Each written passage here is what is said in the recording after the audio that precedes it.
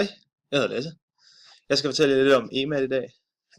EMAT det er en platform, hvor man både kan lade elever gå på opdagelse. Det kan man gøre for eksempel i opgavebeskrivelserne. Men man kan også lave testopgaver, og det er så det, vi særligt har vil arbejde med. Jeg har lavet en opgave, som jeg vil prøve at lave selv. Jeg har valgt, at vi skal arbejde med brøkdel, og det er sådan, at den første opgave her, den viser meget godt, hvad det er, vi skal arbejde med. Hvis nu jeg som elev er i tvivl om, hvordan jeg skal gå til den opgave her, så kan jeg vælge at gå ned i den, der hedder opgavehjælp, og så vil jeg få hjælp til den her. Nu havde vi en opgave, der hed, den hedder, hvor stor en brøkdel er farvet. Og jeg kan derfor gå ind i den her, hvor stor en brøkdel er farvet. Der står, der er i alt 16 felter. 6 af de 16 felter er farvet. Derfor vil det være 6 16-dele. 6 16-dele kan man forkorte til 3 8-dele. Okay, det må vi så prøve. Så hvor mange er farvet? Det er 1, 2, 3, 4, 5, 6, 7, 8. Så 4, 5, 6, 7, 8. Det er 16, 20.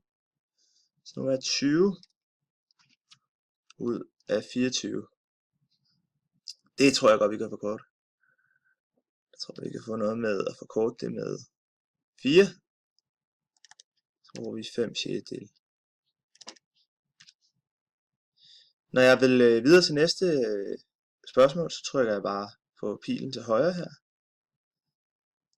Og så kan jeg, når jeg er helt færdig med opgaven, kan jeg trykke færdig. Nu blev jeg igen i tvivl om, hvordan jeg skulle lave opgaven, så derfor trykker jeg opgavehjælp. Kan jeg se farv 5 6-dele af felterne. Der er i alt 12 felter. Så skal jeg forlænge brøken, så der i nævneren skal stå 12. Det prøver vi her. Hvor mange er der her? 1, 2, 3, 4, 6, 7, 8, 9, 10, 11, 12 og 24 plus 10, det er 34. Det må være det dobbelte af 17. Okay, så 17 gange 2, det er 34. 13 gange 2, det må være 26. Så vi farver 26 felter.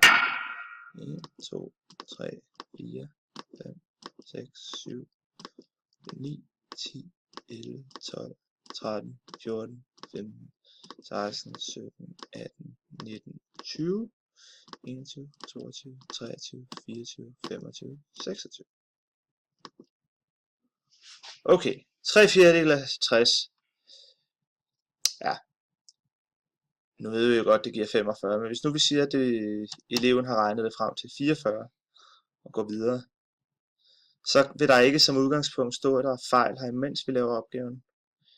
Men når jeg trykker færdig her, skal man lige beslutte, har jeg lavet den rigtigt. Eleverne vil ikke kunne ændre det her, men det kan vi så godt som underviser.